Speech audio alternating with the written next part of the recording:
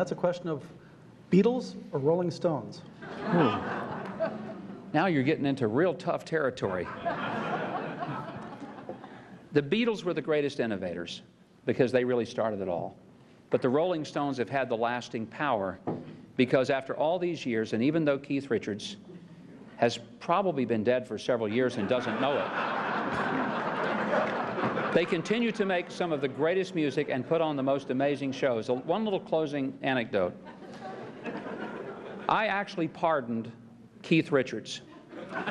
In 1975, he and Ronnie Woods drove through Arkansas on a little tour they were trying to make between Memphis and Dallas between shows. I was a college student.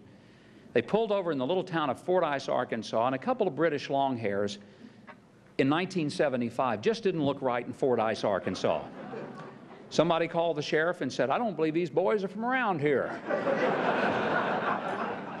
And the Dallas County Sheriff, of course, came and took a look at him and pulled him over and thought Keith had had some weaving on the road. Amazingly, did not find any drugs on Keith at all, but was able to get him for reckless driving because of his swerving, he said, to turn the radio. They put him in the Dallas County Jail that afternoon. 1,000 people showed up on the courthouse lawn because, after all, the Rolling Stones have never been to Arkansas before. Wasn't exactly the way we had intended for them to tour the state.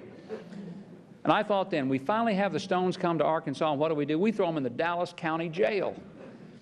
Well, in the spring of 2006, the Rolling Stones had a concert in Little Rock. Chuck Leavell, their keyboard player, happens to be a friend of mine. He's been with the Stones for 20 years, with the Allman Brothers before that. He's also a great conservationist, tree farmer in Georgia.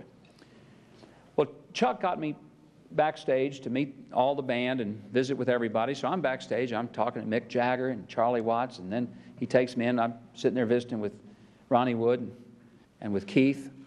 And Keith says, "You know, I've been to Arkansas before." I said, "Yes, Keith, I know." He said, "Do you know the sheriff in Fordyce?" And I said, "Yeah, I do." He said, "You know, he put me in the jail there one time."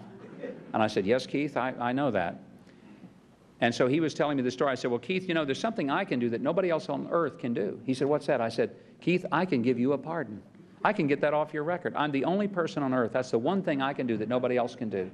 It was a $167 fine that he had paid years before. But I said, "It's still on your record here. I can give you a clean bill of health in Arkansas." He said, "Oh, mate, could you really do that? Could you really do that? That would be awesome, mate." At least that's what I think he said. I really don't know.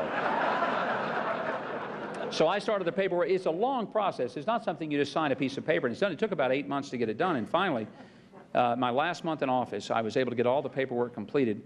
And I was able to present Keith Richards with a pardon from the state of Arkansas. And so a reporter asked me later, said, "Now, Governor, do you think that was right, giving Keith Richards a pardon? I mean, do you think you just did that because, like, he had some special treatment, and would you just do that for anybody?" And I said, "Actually, I would not.